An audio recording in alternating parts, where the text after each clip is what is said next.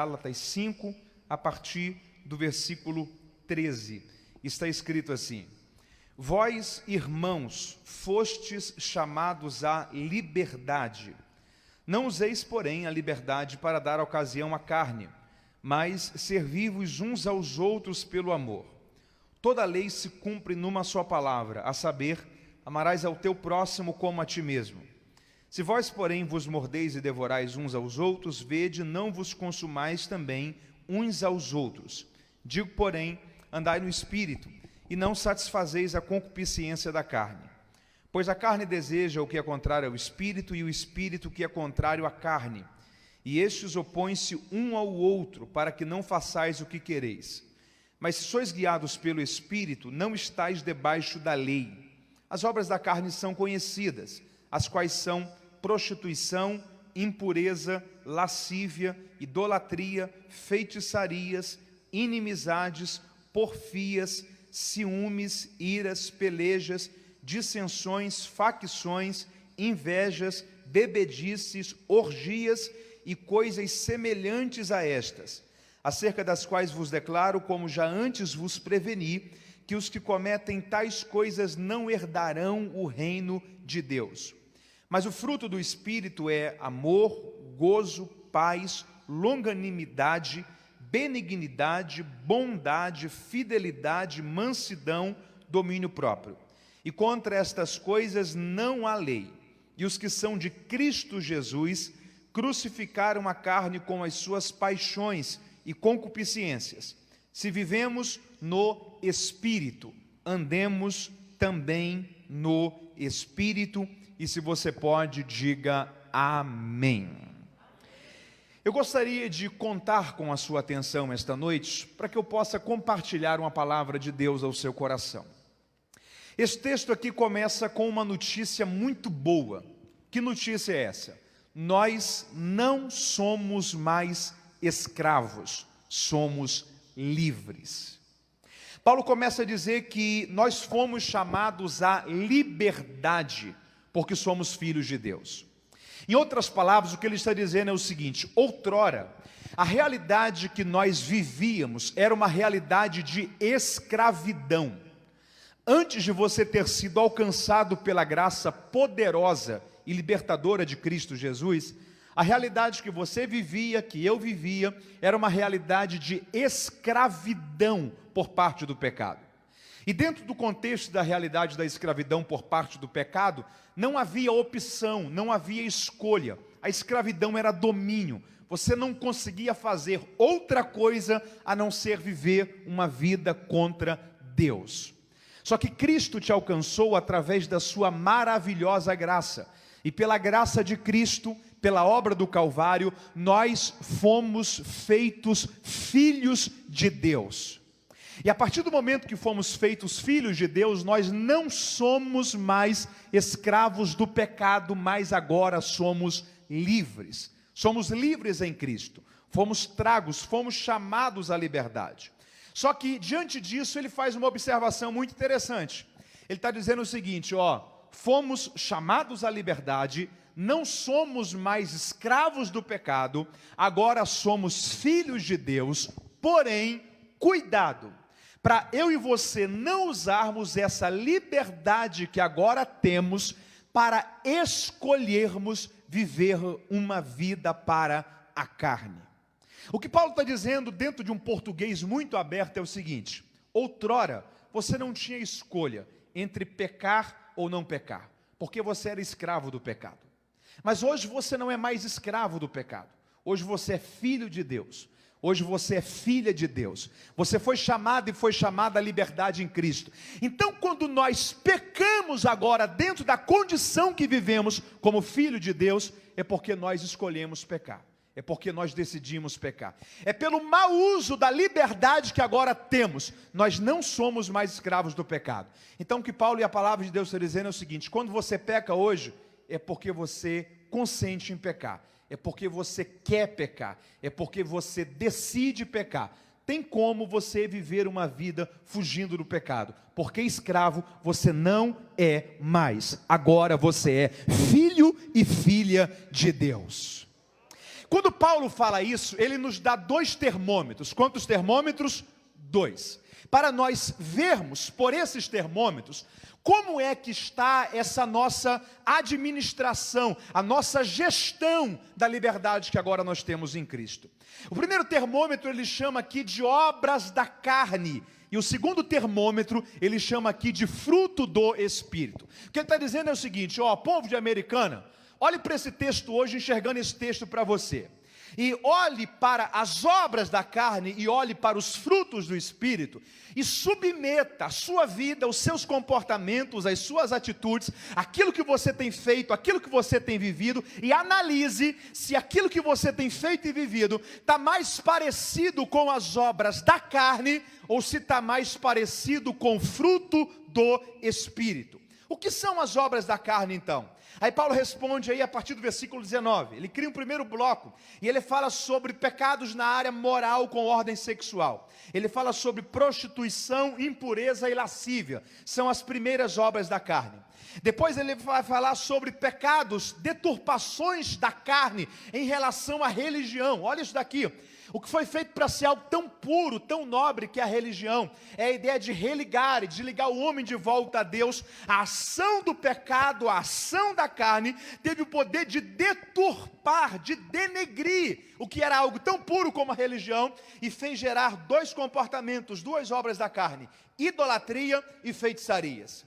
O que mais me assusta é que o maior bloco de obras da carne são pecados de relacionamento entre uns aos outros. Ele fala sobre inimizades, porfias, ciúmes, iras, pelejas, dissensões, facções que são divisões e invejas. Então olha isso daqui, ele menciona aqui que as obras da carne têm 3 ações dentro daquilo que é chamado de pecado moral, tem 2 ações dentro do pecado religioso, da prática deturpada da religião, e a grande parte das obras da carne dizem respeito ao nosso relacionamento com o próximo, com a forma como eu trato você, como você trata as pessoas, a forma como nós nos relacionamos.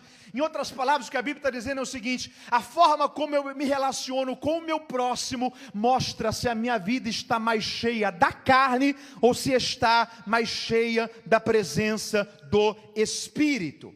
E por último ele fala sobre bebedices e orgias, e ele faz aí um adendo, ele faz aí uma observação, ele diz: esses que cometem tais coisas não herdarão o reino de Deus.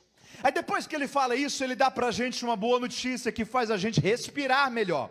Ele diz só que além das obras da carne, é possível você viver uma vida marcada pelo fruto do Espírito. E o que é o fruto do Espírito? Ele diz, o fruto do Espírito é amor, gozo, paz, longanimidade, benignidade, bondade, fidelidade, mansidão e domínio próprio. Primeira característica que ele manifesta aí sobre o fruto do Espírito é amor. Você pode repetir comigo? Diga amor.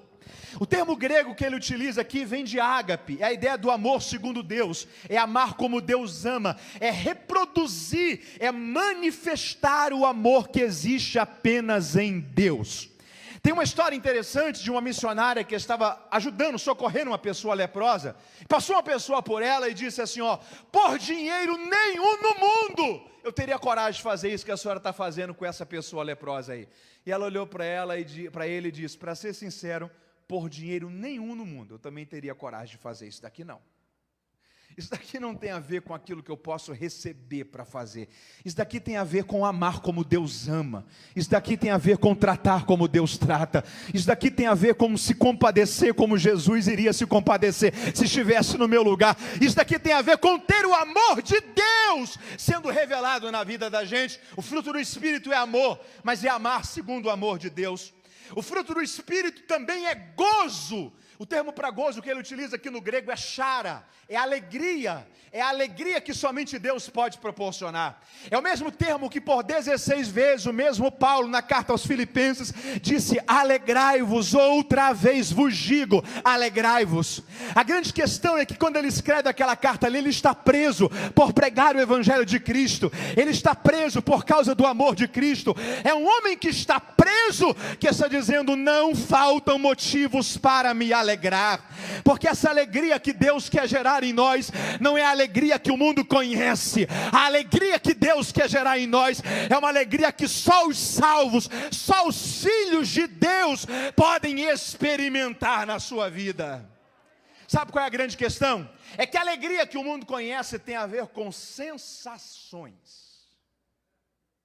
A alegria que o mundo conhece tem a ver com aquilo que acontece do lado de fora e encanta ou desencanta pelo lado de dentro. A alegria que o mundo conhece é uma medida que se esvai. Quer ver uma coisa? Quem aqui num dia de muito calor, muito quente, bebeu um copo d'água bem gelado e você sentiu prazer naquele copo d'água? Faz assim com a sua mão. Quem, porque o primeiro copo d'água foi muito bom, quis beber o segundo e bebeu o segundo copo d'água da mesma água? Faz assim de novo. E quem foi que quando bebeu o segundo copo d'água não sentiu o mesmo prazer do primeiro copo d'água? Faz assim. Você sabe por quê? Porque a alegria que a gente conhece, a alegria corriqueira do mundo, tem a ver com sensações. Tem a ver com uma notícia boa que você recebe. Tem a ver com uma coisa boa que acontece do lado de fora e afeta do lado de dentro. A alegria, segundo Deus, não tem a ver com isso.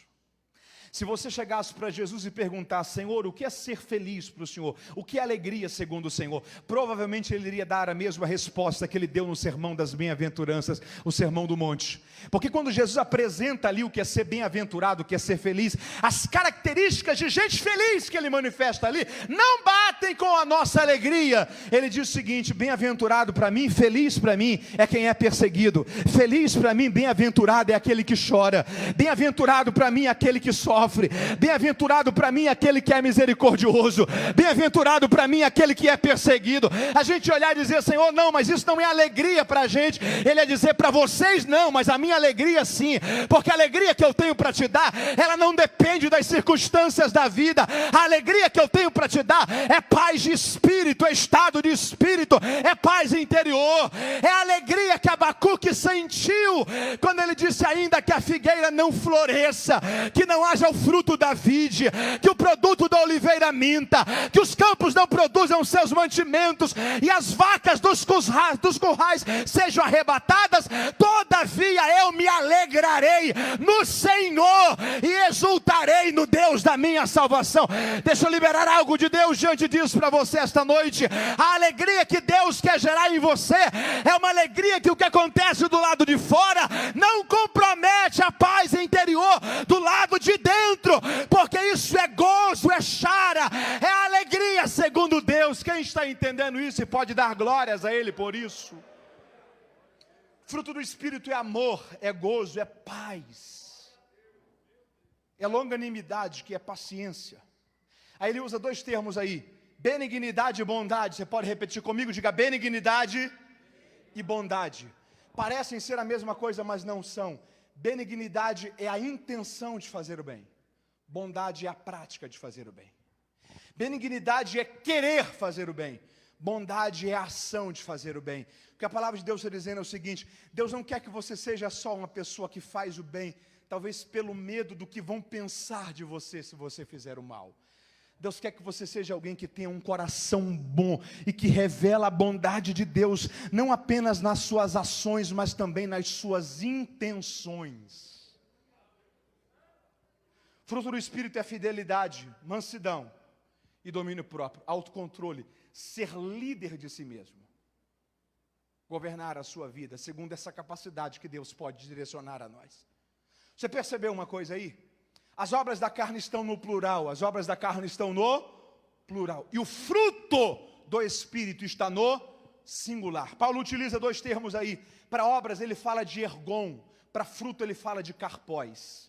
Obras, o termo ergon aqui é produzir segundo a espécie, é gerar segundo a espécie. Deixa eu te dar um exemplo. Um padeiro faz o quê? Pães. Um pintor faz o quê? Pintura. Um costureiro produz o quê? Costura. Por quê? Porque isso é ergon, é gerar segundo a espécie, é produzir segundo a espécie. Só que a ideia de karpós aqui, de fruto, é algo que eu não consigo gerar, mas é algo que é gerado, produzido em mim. O que a palavra de Deus está dizendo é que sem a presença do Espírito de Deus na vida da gente, só o que a gente consegue produzir são as obras da carne. Sem a presença do Espírito de Deus governando a sua vida e a minha vida, só o que a gente consegue gerar são as obras da carne. Só que o fruto do Espírito, eu não consigo gerá-lo em mim. Pode ser gerado em mim, mas eu não consigo produzi-lo. Por quê? Porque nada que eu e você façamos consegue nos fazer nascer de novo. Nada que eu e você façamos consegue nos fazer produzir o caráter de Cristo. Isso é uma obra do Espírito Santo de Deus em nós. Obras está no plural, fruto no singular. A ideia que se chega aqui para a ideia de fruto estar no singular é, por exemplo, uma pocã, uma mexerica. Quem aqui já descascou uma mexerica? Faz assim com a sua mão.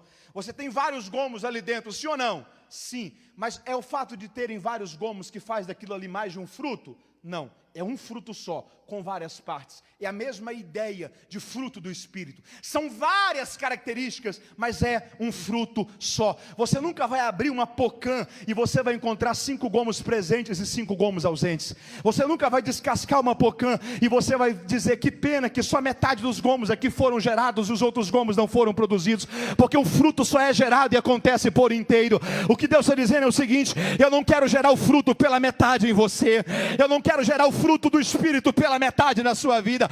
Deus não quer que você seja alguém que é apenas bondoso, mas que não é benigno, alguém que tem apenas paz, mas que não tem alegria, alguém que tem apenas mansidão, mas que não tem domínio próprio, alguém que apenas é paciente, mas não ama segundo Deus. Deus quer gerá-lo por inteiro, para que o fruto do Espírito seja reproduzido em nós. John Stott, que foi um teólogo britânico, ele fala uma coisa interessante: as características do fruto do Espírito, você encontra elas apenas em uma pessoa. Em quem? Jesus.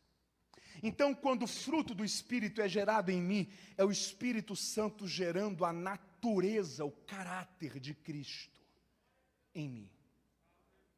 É o que Paulo fala sobre até que Cristo seja formado em vós. Até que a sociedade olhe para você e olhe para mim e veja Cristo sendo refletido na gente. Aí talvez você pode parar e dizer assim: Mateus, espera aí. Então quer dizer que as obras da carne eu consigo produzir em mim, sim ou não?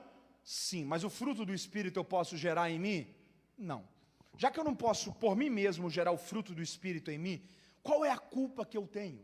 Qual é a responsabilidade que eu tenho? Se as obras da carne eu posso gerar na minha vida, e se o fruto do Espírito eu não consigo gerar, qual é a responsabilidade que eu tenho? Se quando eu olho para a minha vida e submeto a minha vida diante desses dois padrões, diante desses dois termômetros, qual é a culpa que eu tenho? Se eu encontro mais coisas de obras da carne e menos coisas de fruto do Espírito, sendo que o fruto do Espírito sozinho eu não consigo gerar na minha vida. Eu tenho alguma responsabilidade pela ausência do fruto do Espírito, já que eu não consigo gerá-lo por mim mesmo em mim? A resposta é sim. Porque é por causa disso que Paulo começou falando sobre a liberdade.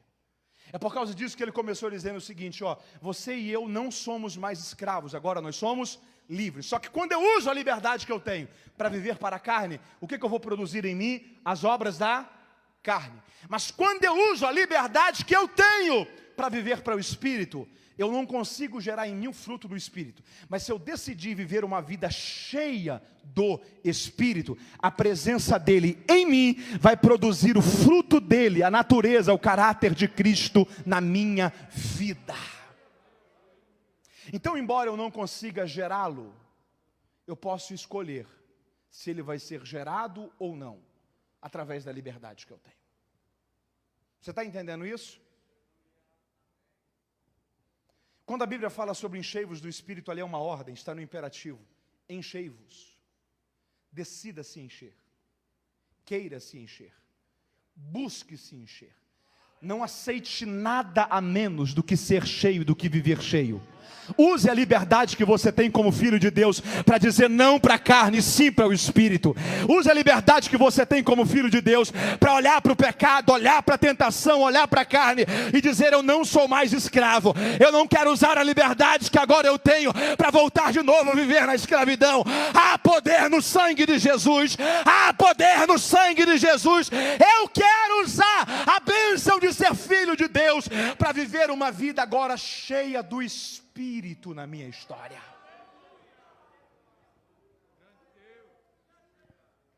A grande maioria de nós certamente não lembra, ou não até talvez ouviu falar. Mas a geração antiga, com certeza já ouviu falar sobre briga de galo. Lembra da história da briga de galo, da rinha? No Alasca tinha uma coisa interessante. As brigas com animais não eram com galo, eram com cachorros. E havia uma coisa muito interessante, porque todo dia da briga, o dono dos animais sempre olhava e adivinhava, escolhia, acertava qual era o cachorro que iria ganhar. Ele olhava e dizia assim, ó, o cachorro que vai ganhar hoje é esse cachorro aqui marrom. Qual era o cachorro que ganhava? O marrom. Aí no outro dia ele olhava e dizia o seguinte, ó, o cachorro que vai ganhar hoje é esse cachorro aqui malhado. Qual é o cachorro que ganhava? O malhado. Chegaram para ele e disseram, como assim que você consegue acertar e saber qual é o cachorro que ganha e qual é o cachorro que perde? Ele disse simples, o cachorro que eu quero que ganhe é o cachorro que durante a semana eu mais alimento. O cachorro que eu quero que não ganhe é o cachorro que durante a semana eu não alimento ele. A gente precisa entender que vida cristã é a mesma coisa. Entre carne e espírito, quem vence é quem a gente mais alimenta.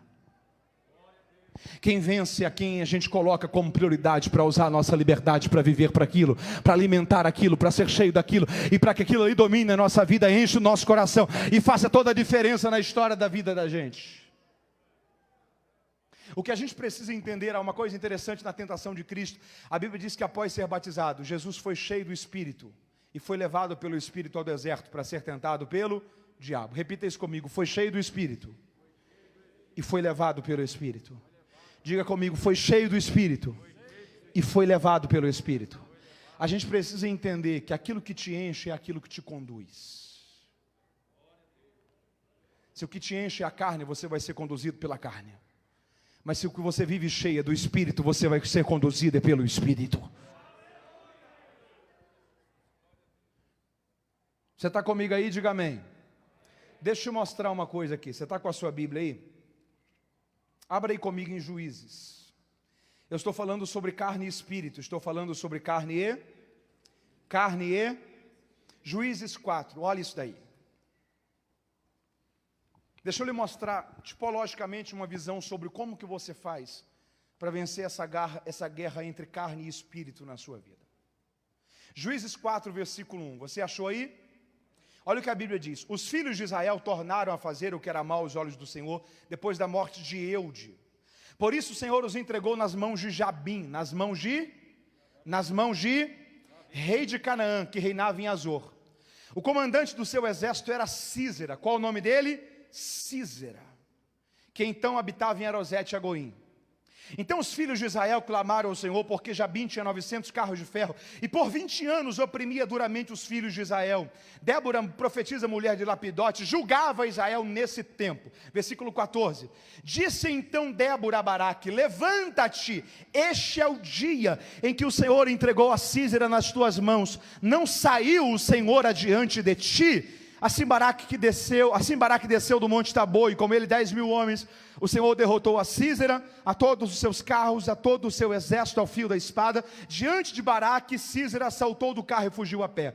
Mas Baraque perseguiu os carros e o exército até Arosete e Agoim, e todo o exército de Sísera caiu ao fio da espada, até não ficar nenhum sequer. Agora olha o versículo 17.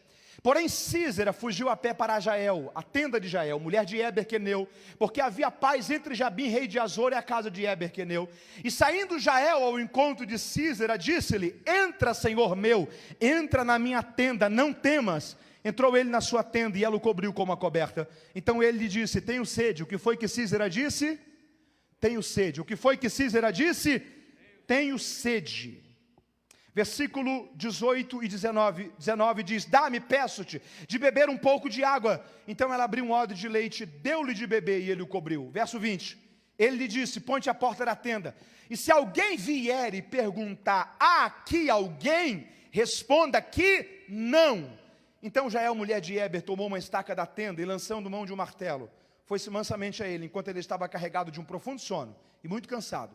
E ela cravou-lhe a estaca na fonte, de sorte que penetrou na terra, perfurou toda a testa, até vazar na terra, e assim ele morreu.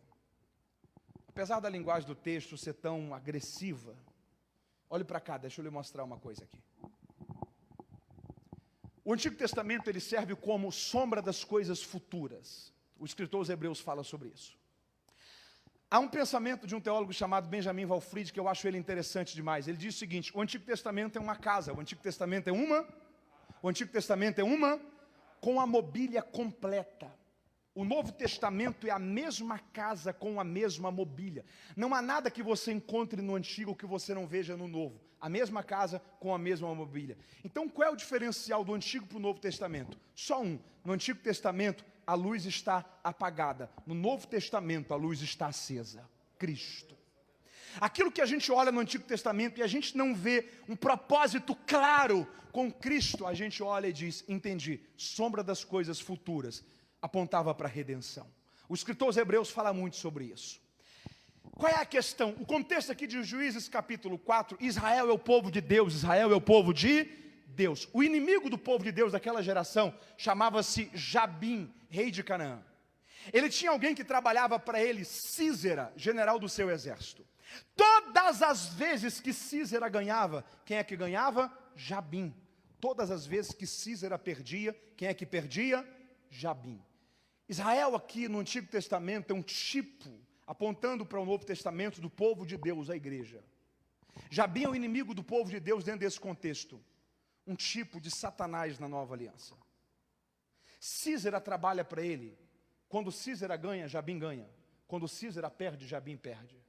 Dentro dessa linguagem de carne e espírito, quem é que trabalha para o diabo? A carne. Porque todas as vezes que a carne ganha na vida da gente, quem é que está vencendo? O diabo. E todas as vezes que a gente alcança vitória sobre a carne na vida da gente, sobre quem a gente está vencendo? Sobre o diabo. Há uma guerra. Sísera foge, entra dentro da tenda de uma mulher. Acompanha comigo esse raciocínio. Um tipo da igreja, Jael. Ele entra dentro da casa de Jael e ele fala para Jael duas coisas. Quantas coisas? Duas. Primeira coisa que ele fala: se alguém passar e perguntar, tem alguém aí? Responda que não. Responda que essa sempre vai ser a proposta da carne para você. A carne sempre vai tentar controlar, dominar, dirigir. E quando alguém parar e dizer, está tudo bem com você? Eu estou percebendo os seus comportamentos tão diferentes, o seu vocabulário, o tipo de gente que você está andando, onde você tem ido, a forma como você tem se comportado, está tudo bem com você? Há alguma coisa que nós podemos fazer para ajudar você? Tudo que a carne quer é que você pare e diga, não, está tudo bem, é só uma fase que eu estou passando. É só esse momento de pandemia que a gente nem sempre está podendo ir à igreja, e a gente acaba ficando um pouco longe mesmo. E quando alguém para e diz assim, mas será que não há algo que a gente possa fazer para ajudar você? Eu estou percebendo você tão distante, tão frio. Você está bem mesmo com Deus, sua comunhão está bem mesmo com o Senhor.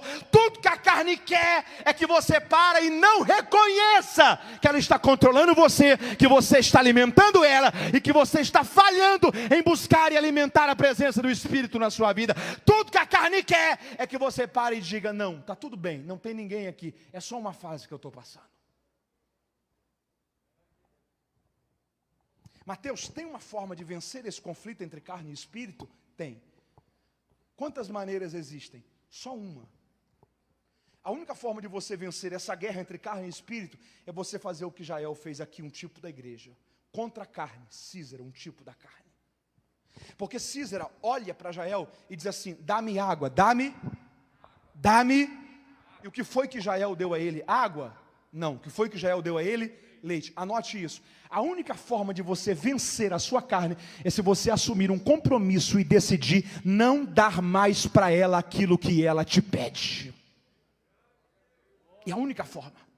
Se quando ela pede, você dá. Se quando ela pede, você abastece. Você vai só alimentando a sede dela. E se tem uma coisa que a carne tem, é sede. Tenho sede. A questão é que quanto mais você alimenta, mais ela fica insaciável. Se você está acostumado a dar uma porção de saciedade para a carne hoje, amanhã ela vai querer mais, depois de amanhã vai querer mais. Quanto mais vai querer mais. Porque a gente precisa entender é que a guerra contra a carne é uma guerra de perseverança. A santificação é um processo. Santificação não é só uma mudança de hábitos. Santificação é uma mudança de vontades, não é só parar de fazer alguma coisa, mas é não ter mais prazer naquilo. É quando a natureza de Deus, a santidade de Deus vem sobre o seu coração e leva a sua vida a ser governada pelo Espírito para viver para a glória de Deus.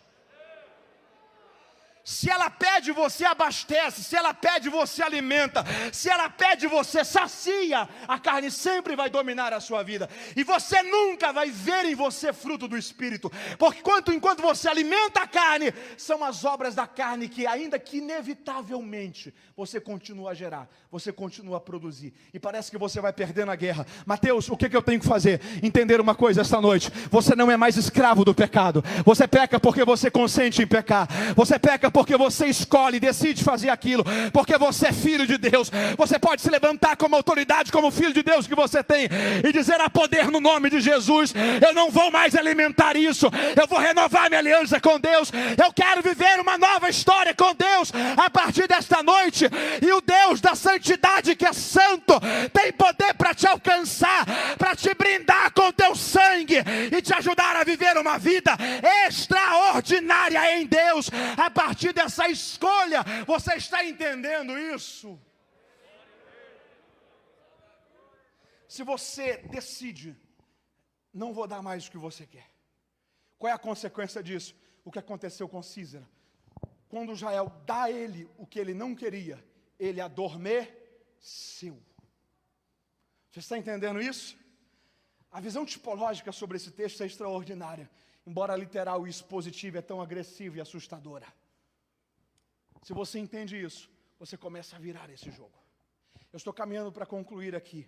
O que a gente precisa entender é que santidade é um processo. Você pode repetir isso comigo? Diga: santidade é um processo. Santidade é um. Você lembra quando Deus fala com Abraão em Gênesis 17? Deus chega para Abraão e diz assim: Abraão, eu sou o Deus Todo-Poderoso. Anda na minha presença e ser perfeito.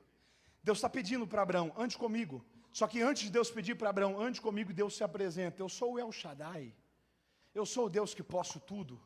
Só que mesmo eu podendo tudo, há uma coisa que é só você que pode fazer: decidir andar comigo. Anda na minha presença e ser perfeito. Espera aí, se Deus tivesse invertido a ordem: Abraão, ser perfeito e ande na minha presença, sabe quando é que Abraão iria conseguir? Nunca. Porque ninguém é perfeito para andar na presença, mas a gente anda na presença para ser perfeito. Você está entendendo isso? O que a gente precisa entender, e eu estou concluindo com isso daqui, é que o que Deus pede de Abraão aqui é: ande na minha presença. A consequência é ser perfeito. Pergunte para mim bem alto, com toda a força do seu pulmão: é possível ser perfeito? Diga de novo: é possível ser perfeito? Nós sabemos a resposta. Qual é a resposta? Não. Porque na verdade a perfeição é uma utopia. Quem é que lembra o que é utopia? Deixa eu te dar um exemplo. Mentaliza aí na sua mente uma coisa: um cenário de roça, de fazenda, e você olha no limite do horizonte, e aonde os seus olhos alcançam é a divisão do verde da fazenda com o azul do céu. Quem é que tem uma noção desse cenário? Já viu? Aquilo ali é o quê? Uma utopia. Porque quando você olha daqui para lá, qual é a sensação que você tem? Que tudo termina ali, não é verdade? Você consegue ver alguma coisa além daquilo? Não. Aquilo ali é o limite do que você vê. Imagina que naquele limite que você vê tem uma árvore. Tem uma. Aí você corre para aquela árvore. Quando você chega naquela árvore, o mundo acabou ali? Não. Há uma nova visão a partir dali, que quando você estava lá atrás, você não enxergava. Aí imagina que nesse novo limite de horizonte que aparece, tem uma casa. Tem uma, e você corre para aquela casa. Quando você chega naquela casa, o mundo acabou ali? Não. Tem uma outra visão a ser alcançada. Por quê? Porque isso é uma utopia. É uma ilusão que você sempre persegue. De algum modo, a perfeição é uma utopia. Porque a gente sabe que a gente nunca vai conseguir alcançá-la. Só que a ordem de Deus é: alcance-a. Persiga. Corra atrás dela. Porque como que funciona essa dinâmica aqui? Quando eu olho para a minha vida e quando você olha para a minha vida, reflita aí 3 segundos na sua mente. Quando você analisa a sua vida hoje, você identifica alguma coisa que você sabe que não tem agradado a Deus e você precisa corrigir isso? Quem é que tem esse sentimento de alguma coisa que você precisa corrigir, que não tem agradado a Deus na sua vida? Faz assim. Sabe o que é isso daí? Isso daí é a sua árvore. Corra para resolver isso. Quando você conseguir resolver isso, você vai olhar para frente e você vê alguma coisa que você ainda precisa melhorar. É a sua casa. Corra para melhorar. Quando você alcançou aquilo ali, você vai olhar para frente e você vai identificar outra coisa que você ainda precisa melhorar em você. Continue a correr. Por quê? Porque a utopia da perfeição funciona assim. Mas Mateus, um dia eu vou chegar no final? Não. Mas a questão é, um dia você vai olhar para trás e você vai ver que você vai estar muito melhor do que lá no início. Você vai ver que você vai estar muito parecido com Cristo do que lá no começo. Porque isso é ser aperfeiçoado de glória em glória. Isso é ser aperfeiçoado de glória em glória, até chegar à estatura de varão perfeito. Eu estou encerrando esta palavra esta noite, mas eu quero liberar uma palavra de Deus sobre a sua vida. A corrida começa agora. A corrida começa agora. A corrida começa agora. Porque Deus quer te dar vitória. E se inicia hoje a corrida para alcançar um plano extraordinário de Deus para a história da sua vida. Quem está entendendo esta palavra? Coloque-se de pé glorificando a Deus com ela comigo, se você pode, em nome de Jesus. Obras da carne, fruto do Espírito sempre vão existir. O que vai me fazer vivê-los ou não vivê-los é como eu lido com a liberdade que eu tenho. Se eu uso a liberdade que eu tenho para viver uma vida para a carne, eu estou escolhendo aquilo ali. Eu estou abrindo mão da condição de filho para voltar à condição de escravo. E o que vai acontecer na minha vida são as obras da carne. Mas se eu entendo pela maturidade cristã, a mente de Cristo, o entendimento do que é a cruz, do que é a graça, do que é a condição de filho, do que é a liberdade que eu e você agora temos em Cristo Jesus, eu entendo uma coisa: eu sou livre, mas eu não sou livre para pecar. Eu sou livre, mas eu não quero usar a minha liberdade para viver para a concupiscência da carne. Eu sou livre, mas eu quero usar a minha liberdade para viver uma vida no Espírito. No Espírito. Eu vou conseguir gerar em mim o fruto do Espírito? Nunca. Mas se eu escolho me encher dele, ele gera em mim. Se eu escolho viver para ele, ele gera em mim. Você está entendendo essa palavra? O máximo que eu pude fazer foi isso. O máximo. Eu queria poder chacoalhar você aí e mudar isso na sua vida. Mas eu não posso. Eu sei que isso fez sentido para você. Mas se você entendendo isso, não decide mudar. Você está olhando para Cristo, você está dizendo: foi em vão o Senhor ter ido à cruz por mim. Eu quero usar a minha liberdade para a concupiscência da carne. Eu queria poder chegar e te dar um abraço aí e dizer: vamos viver então uma nova vida a partir de hoje. Eu queria poder fazer isso, mas eu não posso. Eu queria poder, talvez, assumir o seu lugar e dizer: não, a gente vai viver isso daqui a partir de hoje, viu?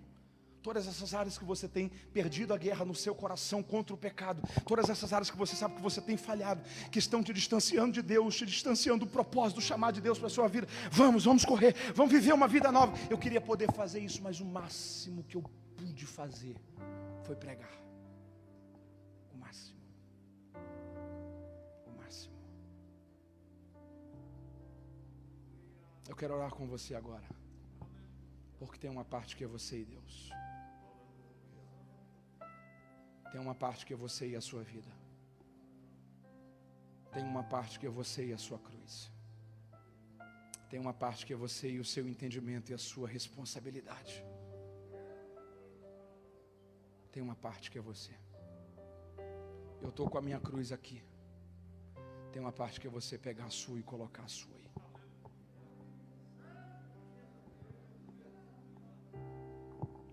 A gente precisa lembrar que tem uma cruz para a gente carregar. Você pode colocar sua mão no seu coração? A gente recebeu Jesus, foi como Senhor e Salvador. Como Senhor e muita gente está achando que recebeu só como Salvador.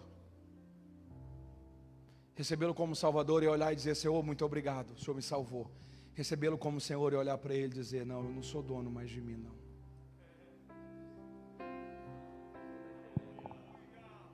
Recebê-lo como Salvador é dizer: obrigado por ter ido à cruz e levado a cruz Recebê-lo como Senhor é dizer: ok, o Senhor diz: quem quer vir após mim, tome a sua cruz e siga-me. Ok, eu vou lá. Se você está me assistindo pela internet, eu gostaria que você orasse comigo agora também. Feche seus olhos. Diga comigo: Senhor, eu ouvir a tua palavra. Eu não sou mais escravo do pecado. Eu sou filho de Deus. Eu não quero usar a liberdade que eu tenho para viver para a carne. Eu não quero usar a liberdade que eu tenho para viver para o pecado. Me ajuda, Jesus. Me fortalece, Jesus. Santifica-me, Jesus. Me dê nojo do pecado. Me dê amor por Ti. Me dê amor pela Tua palavra. Me dê amor pela Tua presença. Me dê amor pela santidade do Senhor. Me dê amor pelo chamado. Me dê amor pela obra que eu sei que o Senhor tem para a minha vida. Diga: Senhor, me dê amor pela Tua palavra. Diga: eu quero viver como filho. Eu quero viver como filho. Eu quero viver como filho. Eu quero viver como filho. Eu quero usar a liberdade que agora eu tenho, não para viver para a carne, mas para viver para o Espírito. Ó Deus, a oração que eu te faço esta noite, após ter entregue a sua palavra, é que o Senhor tome o nosso coração e a nossa mente, leve-os à rendição ao propósito eterno de Cristo. E que toda a ilusão do pecado, Senhor, toda a sedução do mundo, que seja esvaziada dentro desse coração nesta hora, em nome de Jesus. E que haja temor pela sua palavra, que haja temor pela sua palavra, que haja temor pela sua palavra. Ó Deus, aonde a tua palavra entrou, que haja mudança agora, que haja novo nascimento, conversão, transformação. Ó Deus, nós não podemos mudar a nossa vida, mas muda-nos, Senhor, converte-nos a Ti, pelo poder e pela ação da sua palavra. É o que nós estamos orando agora, e é o que nós estamos crendo agora. Que o Senhor nos dê força, graça, para materializarmos essa palavra em nossa vida, e para que a gente encontre em nossa vida, não as obras da carne, mas o fruto do Espírito, para que Cristo seja gerado em nós. Em nós e em nós. Eu quero saber onde está a primeira pessoa que quer entregar a sua vida a Jesus nesse culto agora. Aonde está você? Aonde está a primeira vida para Cristo? Aonde está? Se você deseja e talvez não quer vir à frente pela direção do pastor André, aonde você está, faz assim com a sua mão, nós vamos orar por você. Eu quero saber se há alguém, pergunte se há alguém perto de você, se ele ou ela já teve um encontro com Cristo. Se ainda não, convide-a, ajude a fazer essa decisão. Eu quero saber onde tem uma vida que quer dizer: Senhor, eu quero Te receber como Senhor e Salvador. Tem um moço aqui? Ok, nós já vamos orar por você. Há uma segunda pessoa, aonde tem uma segunda vida para Cristo. Aí atrás alguém, se tem, me ajude a identificar. Na galeria, na esquerda, direita, aqui embaixo, há alguém, uma segunda pessoa, uma segunda vida a Cristo. Eu queria poder ir até aí onde você está e fazer essa decisão por você. Que pena que eu não posso. Mas eu sei que essa palavra está agindo dentro do seu coração, e você pode decidir começar a viver uma vida com Deus, andar com Deus a partir de hoje diante dessa palavra. Há uma segunda vida a Cristo. Aonde? Está vindo? Ok. Se quer vir, venha. Você está em casa. Se você quiser também estar diante do altar, fique à vontade, você está em casa. Se na igreja, se pela internet há alguém que está fazendo essa decisão, escreva aí: eu entrego a minha vida a Jesus agora. A equipe de multimídia da igreja vai entrar em contato com você para te ajudar, te encontrar e localizar você. Tem um moço precioso, tem um moço, um filho precioso. Eu quero saber onde está a terceira pessoa para Cristo nessa noite. Aleluia. Você pode celebrar ao Senhor, você pode dar glórias a Deus, você pode dizer aleluia, você pode fazer isso de forma constante, sincera, glorificar ao Senhor Eu quero saber onde está a terceira vida, Cristo. Está chegando a terceira vida? Glórias a Deus, glórias a Deus, glórias a Deus.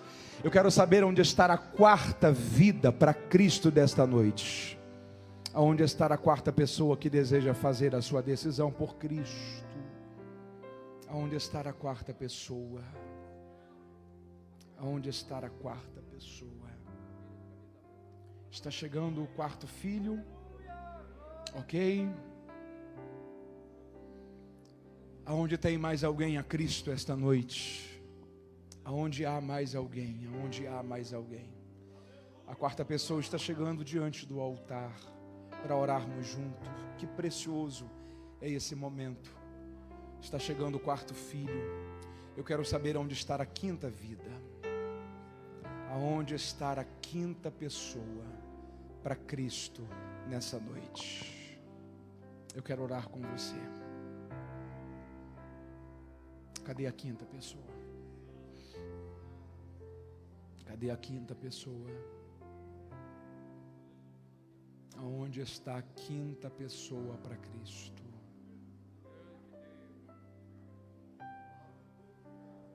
Eu insisto uma vez mais, pelo amor de Cristo a você. Não importa quão distante você tem vivido de Deus, a graça de Deus te alcança. Não resista à graça de Deus ao seu coração.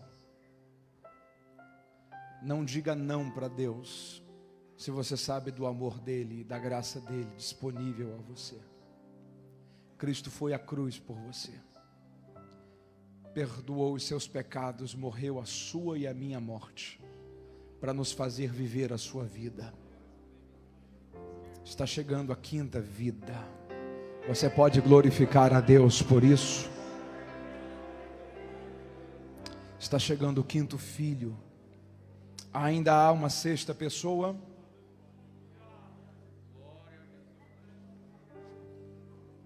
Se pela internet alguém diga aí, eu quero entregar a minha vida a Jesus agora. Alguém vai lhe dar um suporte necessário pela transmissão. Há uma sexta pessoa a Cristo. Há uma sexta pessoa a Cristo. Está chegando a sexta pessoa. Ok. Você pode celebrar a Deus por isso. Chegou a sétima pessoa também. Você pode celebrar a Deus por isso. Eu estou esperando a oitava vida. Está chegando a oitava pessoa. Você pode celebrar a Deus pela vida do oitavo filho que está chegando. Eu estou esperando o nono filho, a nona filha, a nona pessoa. Com quem está a nona decisão desta noite? Cadê você?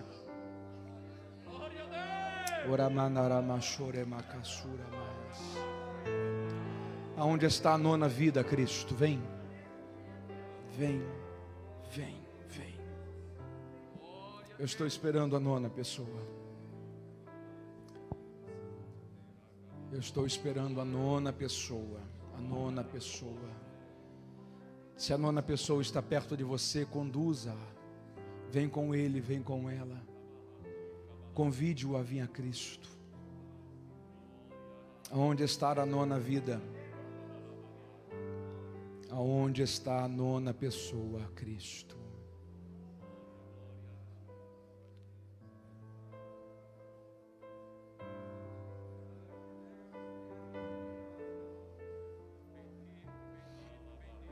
Aleluia.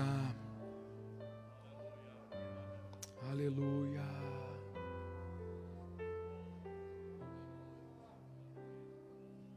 Há uma nona pessoa, um filho, uma filha que quer voltar, que quer recomeçar a sua história, sua caminhada com Deus, que aceita o perdão de Deus, que aceita esse amor, essa graça, que quer agarrar essa oportunidade, que quer decidir viver uma vida nova a partir de hoje. Você tem, eu estou esperando você e pela última vez. Eu pergunto, onde está a nona vida, Cristo?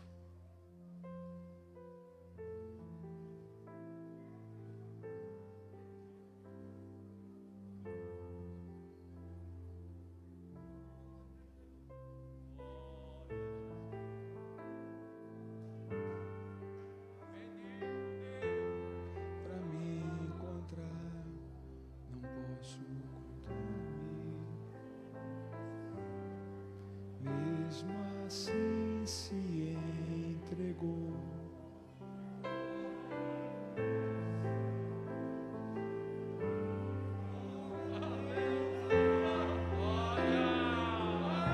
Aleluia, aleluia.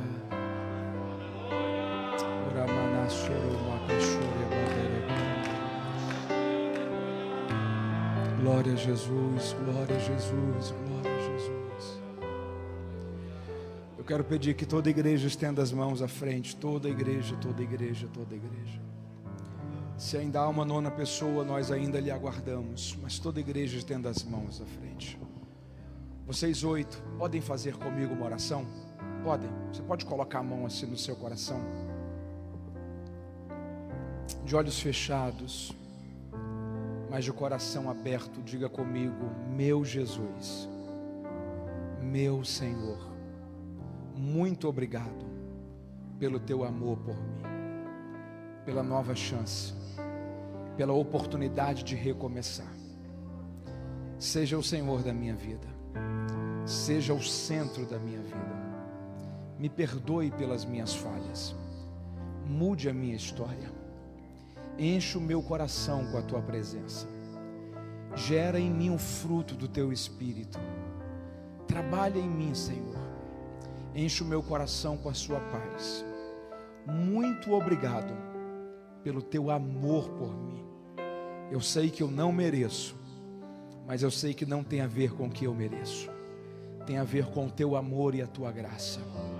Eu te entrego o meu coração e te recebo como meu Senhor, como meu Salvador e Senhor da minha vida. Amém e amém. Nós te louvamos, Senhor, por esses 8 preciosos filhos que estão renovando contigo aliança, voltando. Que o Senhor os alcance, os abrace, os envolva, que haja sobre eles perdão, transformação, mudança, nova vida. Que a obra da santificação aconteça na vida deles, que seja não apenas uma mudança de hábitos, mas também uma mudança de vontades. Que o coração deles passe a ser seu, que a vida deles passe a ser sua. Te louvo também, Senhor, pelo 9º filho do Senhor, que diante do teu altar se aproxima nesse momento. Que o Senhor o abençoe, que o Senhor abençoe o seu futuro, a sua casa, a sua vida. Que essa mesma decisão, que essa mesma oração, que esse mesmo poder o alcance. Nós queremos abençoá-lo, Senhor. Nós queremos abençoar essas 9 vidas que diante do teu altar renovam contigo esta aliança, reconhecem de ti o seu amor e estão abertos à sua graça, ao seu amor e uma nova oportunidade para recomeçarem a caminhada contigo. Abençoe-os, ó Deus, em nome de Jesus. Amém e amém. Você pode dar glória a Deus por isso? Vocês 9, se podem, por favor, sigam aqui à direita de vocês, à minha esquerda, há uma equipe da igreja que vai ter um primeiro contato com vocês, tomar o nome, endereço, telefone. Vocês ganharam uma família essa noite. Que Deus lhes abençoe em Cristo.